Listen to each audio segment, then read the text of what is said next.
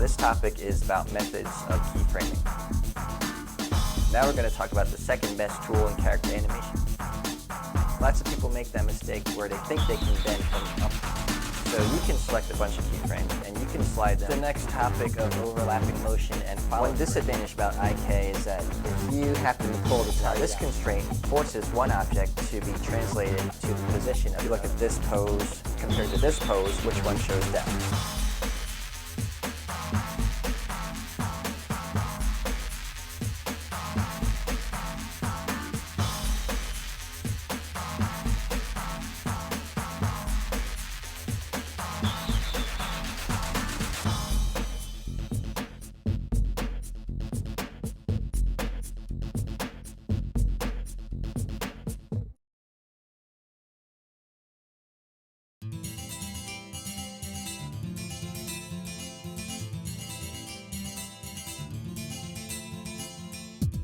Hi, and welcome to Learning 3D Character Animation with Jeff Liu. I'm Jeff Liu, and let me tell you a little bit about myself. I'm a self-taught animator, and I've been working in the CG industry since 1997. Before that, it took me about 1 to 2 years of full-time studying and practicing on my own before I got my first full-time job doing 3D animation. Hopefully this DVD will help you get to that level much faster than I did. I fell in love with 3D character animation the moment I started doing it. I couldn't believe the power and flexibility of CG. You can create something out of nothing. You can turn your ideas into something others can watch and enjoy. So what does it mean to be an animator in the CG industry? Well, you must never stop being a student. You can never stop learning. This industry and technology moves so fast that if you don't keep up, you'll be left behind. The ones who persevere and keep working at their craft will be successful. 3D character animation is twofold. On one side, you have the artistic ability. On the other side, you have technical proficiency. This DVD focuses on the practices and principles in creating good character animation. You will develop faster and be more disciplined in your craft if you have an understanding of how things work and the reasons behind each principle. It's a long road, but I hope this DVD will somehow inspire you and support your quest in becoming a character animator.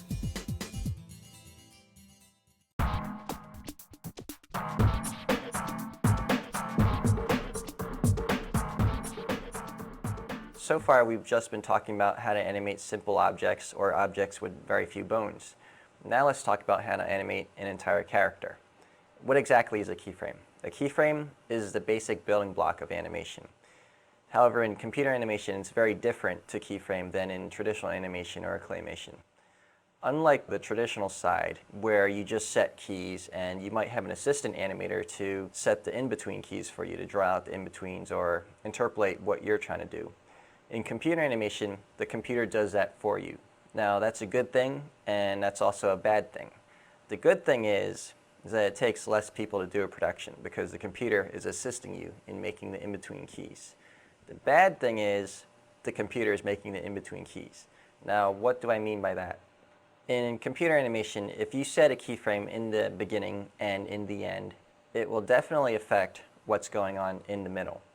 In traditional animation, what goes on in the beginning and the end does not necessarily affect what's in the middle because they're independent of each other. A keyframe in the middle is pretty much independent from the beginning and the end. In computer animation, that's not the case because it's the computer trying to mathematically interpolate things for you.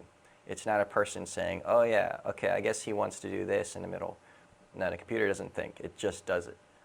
In computer animation, when you set a keyframe for that selected object or a selected attribute, you're telling the computer to remember that pose or value for that current point in time. So the computer saves all that info into a database, and it's going to know how to interpolate between one keyframe at one point in time and another keyframe later in time. Different types of software will have two different basic types of keyframing. There's manual keyframing and there's auto keyframing. Manual keyframing is anytime you set a pose, anytime you rotate something or reposition something, you have to set a key for those attributes that you want to be keyed. Auto keyframing is anytime you rotate something or translate something, the computer will automatically set a key for you. Now, it depends on your preference on what you want to use, because a lot of people like to use auto key simply because it's fast. You can skip that step of keyframing things. Some people like manual keying because they like to play around with poses a lot before they set the key. Personally, I like to auto key simply because it's fast, it doesn't distract you, you can animate, you can get into a flow. You don't have to stop every time and hit some key button or manually set a key. Now, going back to manually keying, there's different ways of manually keying your character. There's keying every single attribute that is keyable, which is sometimes crazy because you don't really want to key every single attribute. Sometimes things like visibility or IK enabling or things like that, you don't want to keyframe all the time. There's also a method of keying everything below the selected object. So you can select the shoulder and everything below the shoulder will be keyed all the way down to the fingertips. Or you can select the root and everything below the root will get keyed. Also, you can select an object and just have that object be keyed. So if you select the shoulder, you can just key the shoulder and nothing else below it or above it will be keyed. And the smallest form of manually keyframing is manually keyframing selected attributes. So if I select translate X for my root, I could just key that. Or if I select rotate Y for my leg or knee, that will just be keyed. Usually you'll do that for things like visibility or IK enabling or for isolating rotations or translations. Now, what are the drawbacks of manually keying? Well, like I said earlier, manually keying, the biggest drawback is the amount of time it takes to manually key. That's another extra step you got to do every time you want to set a key. Now, if you like to manually key, if you set a manual key on the root, and you're going to key every single bone below that root, you have to worry about keying every single joint that you don't want to be keyed, like the fingers or toes or hair.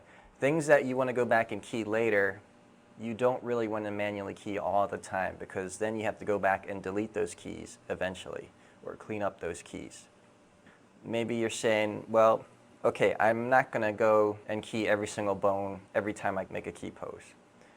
I'm going to select the joints I want to be keyed and just key them for those joints. Now, that's also another extra step, selecting each joint that you want to be keyed and manually setting that key.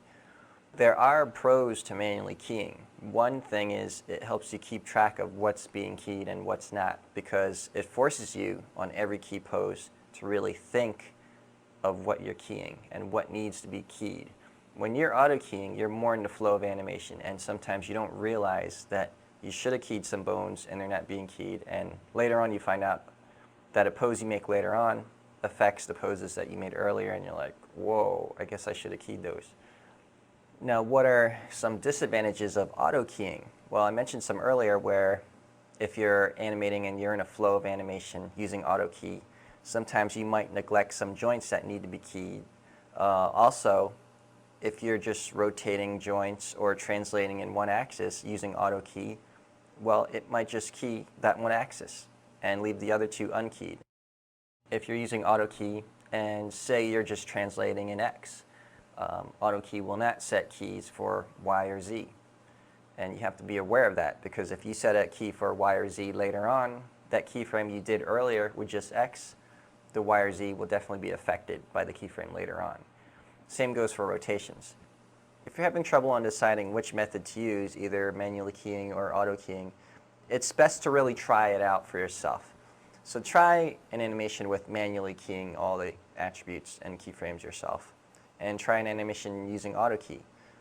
If you like manually keying, you'll find out that you probably won't use auto key at all. But if you like auto keying, you'll probably find out that maybe 25% of the time you will use manually keying because auto key cannot do everything. And sometimes auto key is slower than manually keying the entire body. I think it's best described in an example because this might be a little bit confusing.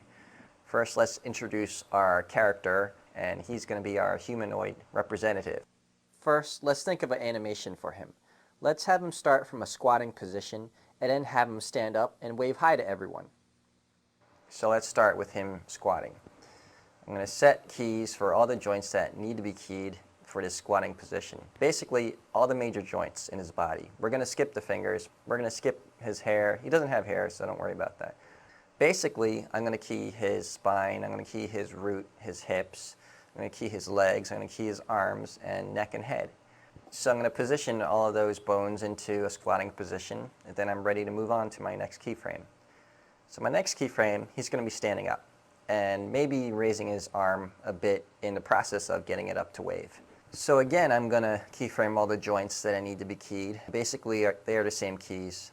The hips, spine, neck, head, arms, legs. No fingers yet. Then we continue the keyframing for all the same joints in a standing position where his arm is up and it's ready to start waving. So we go to the next keyframe and we're going to rotate it into the position of his arm waving just by rotating his arm. And then go ahead a few more frames and rotate the arm the other direction.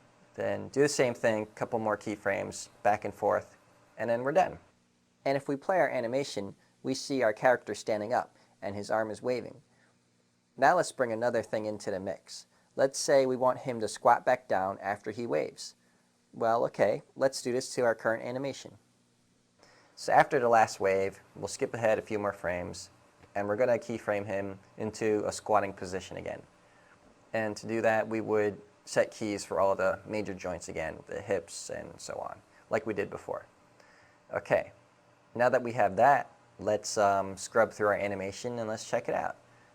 And as you can see, the position he's in when he's waving is not the position we wanted him to be in. It looks pretty lame right now. It looks like, I don't know what it looks like. So that's the problem. Do you guys know why this happened? It's because we didn't set a key for those major joints while he was waving his arm. We were just setting keys for his arm. So here's an example of where you have to be aware of what he's going to be doing on the next keyframe, so you know on the current keyframe what joints to key. And as you can see before my squatting pose, I want to be sure that in this standing pose where he stops waving, I want to be sure that all the joints that I want to key in the next pose are keyed in my current pose to hold that pose. Because otherwise, the keyframe on the next pose will affect my pose on this current frame. Okay? So to fix this mess up, well, it's going to be way too hard to just go back in the middle and just try to repose him into a standing position, because we had our standing position. It looked great before. So the easiest thing we could do is go to the keyframe where he's squatting, and what you can do is delete it if you think it's an easy pose to get back to, or you can cut that keyframe out for the entire frame. Now cutting instead of deleting, what that will do is it will save the position or that pose into the clipboard of your computer. Every computer has a clipboard. It has nothing to do with the software. It has everything to do with your operating system. So all of that is shoved into memory in your computer, and you can go to that keyframe where he's last standing and waving and make sure you set all the keys for the major joints again, for the hips, the spine, neck, head, arms, legs. Now that we have that keyframe set, we can go to the frame where we wanted him to squat and just paste that pose back in there. And hopefully it should work with no problems. If you have a problem pasting that pose back in, well, most of the time you're going to have to just delete it and repose them. But this is a much easier way than fighting what this squatting key pose would do to your standing key pose. You might have noticed that our character is rising above the ground a little bit. This is because of our spline interpolation. To fix it, just go in your graph editor and flatten out the curves for his hips. Now he doesn't rise above the ground anymore.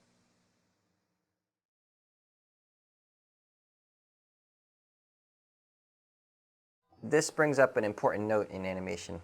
When you do an animation and you think you're done, but you find out that you have to change something in the middle, it's really hard to change something in the middle while you have keyframes happening later on, because you're going to be fighting those keyframes on every single frame that you change in the middle. One thing you could do is to save off that chunk in the end into another file and delete that chunk from your main file. That way you can work in the middle section as if it is the end. So there are no other keyframes that are going to be fighting your posing in the middle. Another thing you can do, which is quite similar, is to save off your entire animation under a different name and then delete that last chunk and work on your middle section, which is no longer the middle, it's now the end. And then once you're done fixing it, then reload that entire piece and then copy the end chunk onto your current animation. So then it's a full, complete animation again. So to try to avoid changing things in the middle often, you should really play your animations through as you're making them. So everything in the beginning is to your liking before you move onwards. However, sometimes you may not have that luxury. Sometimes you might think your animation is complete, and the director might say, oh no, I wanted this to happen in the middle. And then that sucks. Then you have to change it. You have no choice. Now going back to the animation, why didn't I want to keyframe the fingers yet? Well, because I really wasn't sure of what my animation was supposed to look like yet, or what I wanted it to look like for the entire body. So I wanted the entire body to look correct before I animate the fingers. Things like the fingers, the hair, the clothes, the tail, belly jiggles, or whatever, those things should come later. They should come after the major joints are all animated, because those things rely on the major joints. If you have to change the major joints and you animate the fingers already, most of the time you have to redo the fingers anyway. And fingers, like I said earlier, lots of joints, lots of things are key. So let's save them for later, because you never know when your major body animation will change. The director might say, no, I want him to, instead of running over here, I want him to run over here and jump. You know, and if you already have the fingers animated for your previous animation, all that stuff is lost. Just do the amount of work that you need to do, and you should have things signed off as you go. And with that said, it's another reason why you shouldn't really manually keyframe all the joints on every single pose, because that's keyframing those fingers also.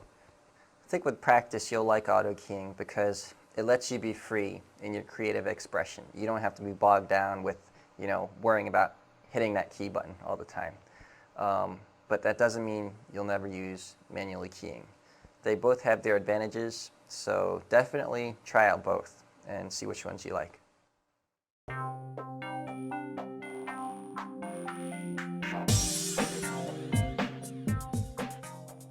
Now we're going to talk about the second best tool in character animation, which is called the Dopesheet. The Dopesheet is like a spreadsheet for keyframes. It'll show you where your keyframes are for your selected object for the range of time that you want. Now let's go back to our hand waving animation and let's look at the keyframes in the Dopesheet. As you can see when I get to the wave that I only have keys for the arm and no keys for the legs or the spine or the hips. And that's where I got that error when I brought them back down to a squatting position later on. So the Dopesheet is a place where you can see which objects are keyed and where they're keyed, and if you need to key certain objects. Now probably the most important feature of the Dopesheet is it allows you to retime your keyframes. So you can select a bunch of keyframes and you can slide them back and forwards. And this is great for making your animations quicker where you need them to be quicker by just sliding your keyframes closer together, or likewise spreading them out to make them slower. Now when using the Dopesheet, it is very, very helpful to animate in a very organized manner. I like to animate on 3s and 4s. What that means is I set keys for all my major limbs every 3 frames or every 4 frames. What that does is it keeps my key poses very organized, because I know I don't have keyframes in between every 3rd key pose or every 4th key pose.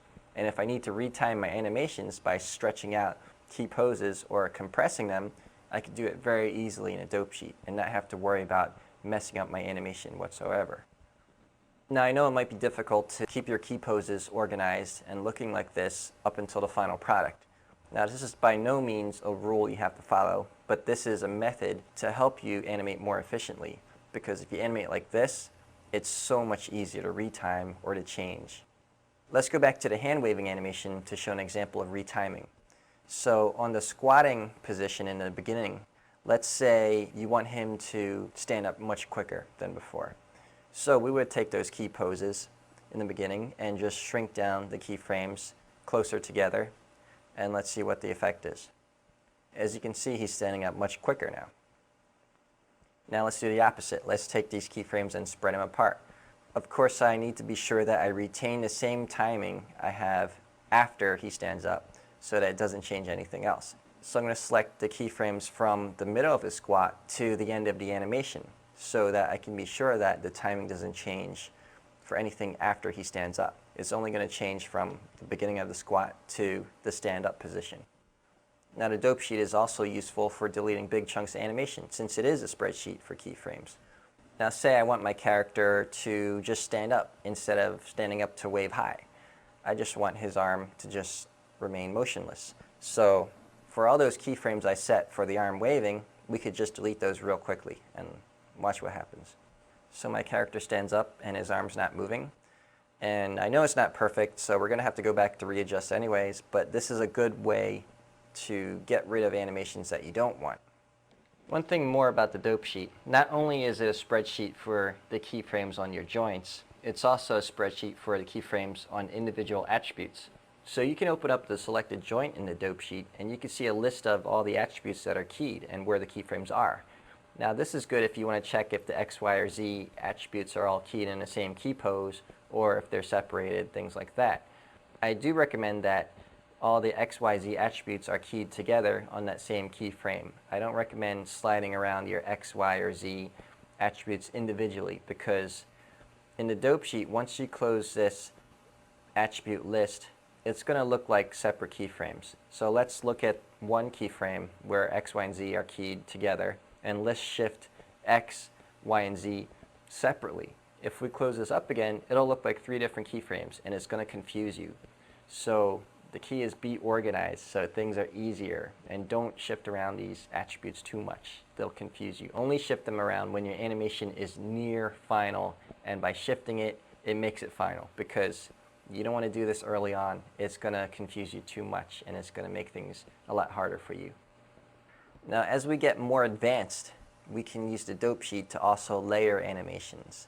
This is something I'm going to talk about later when we get into the art of animation, but keep in mind that we don't have to keep everything efficiently lined up like this. Once we get more into layering and once we want to show more weight and follow through in animation, the dope sheet is a very easy place to do something like that, just by offsetting keys from these straight lines. If you layer your keyframes to look like this, that's a good way to show follow through and show weight in your character animation. I like the dope sheet. It's very easy to use and it's very fast, and I hope you use the dope sheet and I hope you learn how to use it, because without it, animation is not that fun. Trust me, the dope sheet makes things more fun.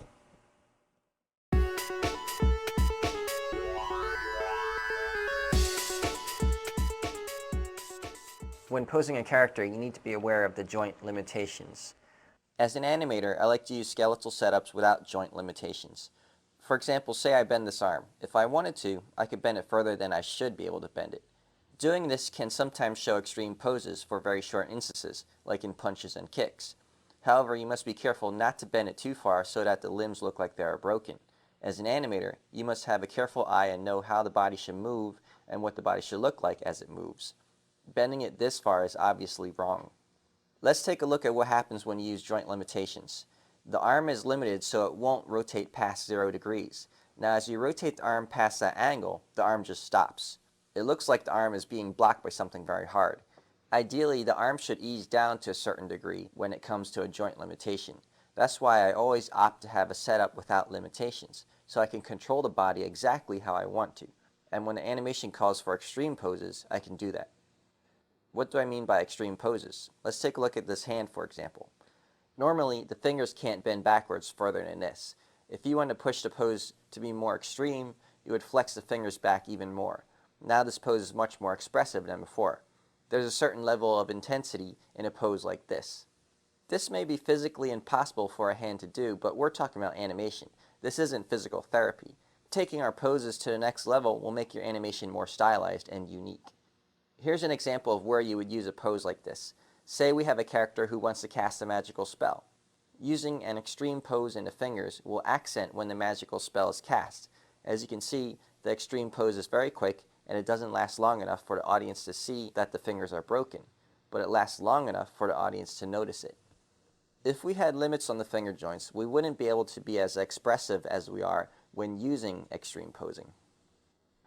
There's one area in the body where we should be careful not to be so extreme, and that is in the rib cage. Normal people can use their clavicles to hunch their shoulders over and slouch a little, or pull their shoulders back and have their chest out. But they can't bend from the mid-rib cage area, or that mid-upper chest area. The reason for that is because the vertebrae in your spine are fused in the ribcage area. That makes the ribcage firm and strong enough to protect our internal organs like our lungs and our heart. If we could fold the ribcage, we would really hurt ourselves. So when you see a setup that has a joint in the center of the rib cage, be very careful on how much you use it. If you do use it very slightly. This is what happens when you use it fully. As you can see, the chest will compress in and be stretched out. When you twist from that joint, your chest will actually shear. Rotating from that joint is very abnormal looking. If you do use that joint, use it very slightly. Here's what the rotations look like if we don't have that extra joint in the rib cage. The rotations look much more normal and the rib cage more solid. If you're worried about your character looking too stiff, don't forget about the clavicle motion. That adds a lot of flexibility to the chest area. So as you can see, I totally omit that extra bone in the rib cage area. By doing so, I don't even have to worry about it, and I also have one less bone to animate. Now let's talk about the balance of your character. If we take a look at this character, he is in the default standing position, and we know he is pretty balanced and won't fall over by himself. How do we know he is balanced? Well, it mostly has to do with the center of gravity of your character. To explain this better, let's simplify the shape of our character. If we were to take this cylinder and spin it freely in the air, where would the pivot point be in this object? It would pretty much be in the center over here. This point is the center of gravity for this object. If we point an arrow straight down from the center of gravity, we can see that the arrow goes through the base of our object.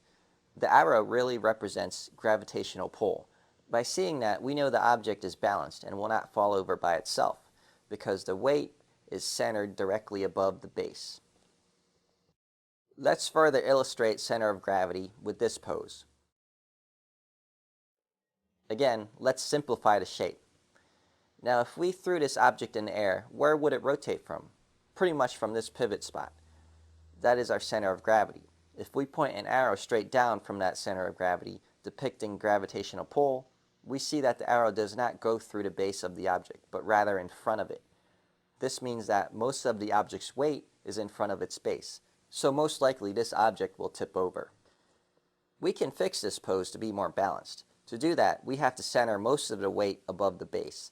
So now our center of gravity is directly above the base, and this pose is now balanced and will not fall over by itself. Let's take a look at this pose. This pose has a high center of gravity. When we simplify the shape, we can see that a lot of weight is balanced on a very small shape. Although this pose is balanced, it won't take much for this object to tip over. If this character gets hit with a force going horizontally, he will most likely fall over. If we took a look at this pose, it has a very low center of gravity. When looking at the simplified shape, we see a very big base, and most of the weight is on the bottom, so it will take a huge amount of force to push this character over. Now here is a common mistake done by beginner animators when animating a character doing a somersault. Often beginners will rotate from the root, which is usually the hip bone. As you can see, this is very abnormal looking. Simplifying the shape will definitely show us that. In this pose, the center of gravity is not the root of the character. It is more in the center of the collection of arms and legs and the rest of the body. So if we rotate the character from this pivot point, the somersault looks much more natural. Now how can you easily animate this? Just parent or constrain the character to a null object and position the character so that the null object represents the center of gravity. Now all you have to do is rotate that null object. Posing a character is sort of like acting. Different poses can mean different things. That's what body language is. You are communicating through your body pose. For example, if your character is standing up straight with his chest out, then he is feeling confident or proud. If your character is hunching over with his head down, then he is feeling depressed or ashamed. If your character is hunching over with his head up, then this character could be devious or sinister or planning something evil. Take a look at these next few frames and see if you can describe what is going on between the characters and what the characters are feeling.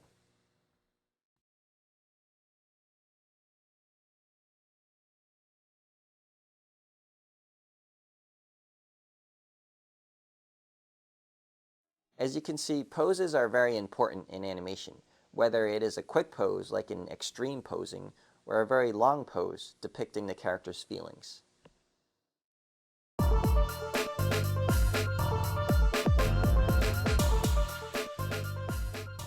A similar topic to ease in and ease out is a moving hold. Now, a moving hold is when you want the character to pause for an extended period of time, but you don't want to really make it the same keyframe. You want to keep your character moving. You want to keep it looking alive. You want to breathe life into your character. Let's check out that animation we did earlier. Instead of squatting to a stand position, let's have him stand and then squat and then jump up. Now say from the standing position, we want him to squat for an extended period of time. If we don't put a moving hold in here, and this is something that I have to force the software to do because the software wants to make everything very smooth. It's going to put in a moving hold automatically. That's one thing to look out for.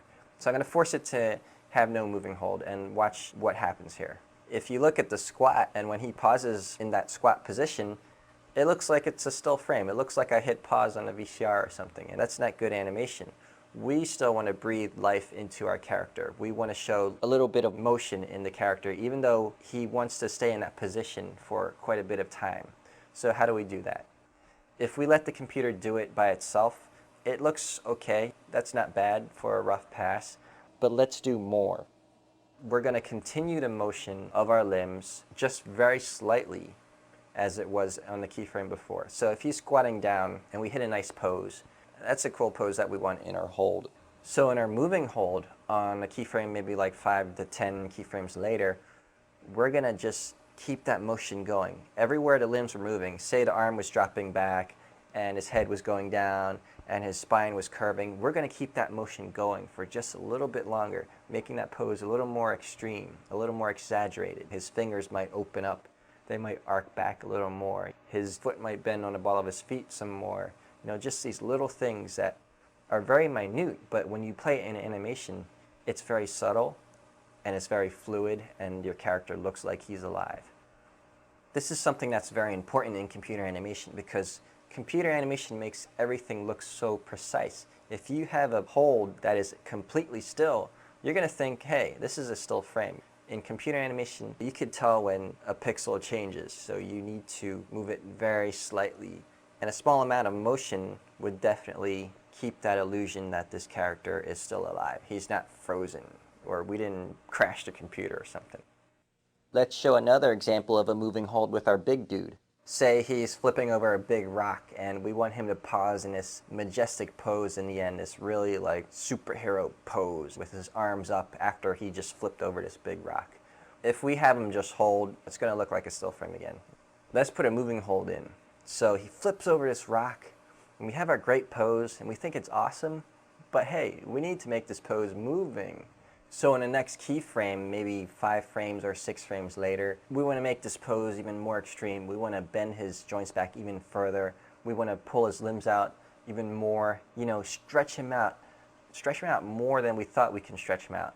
And that's a moving hold, and he looks great when we do this. Of course, this moving hold can go on for infinity, so we have to end it somewhere. So let's add this ease out in our animation. So at the very last keyframe, let's look in our graph editor and flatten out all these curves so we don't have to keep doing this moving hold. It could never end. And when we go back to watch our animation, this is the outcome.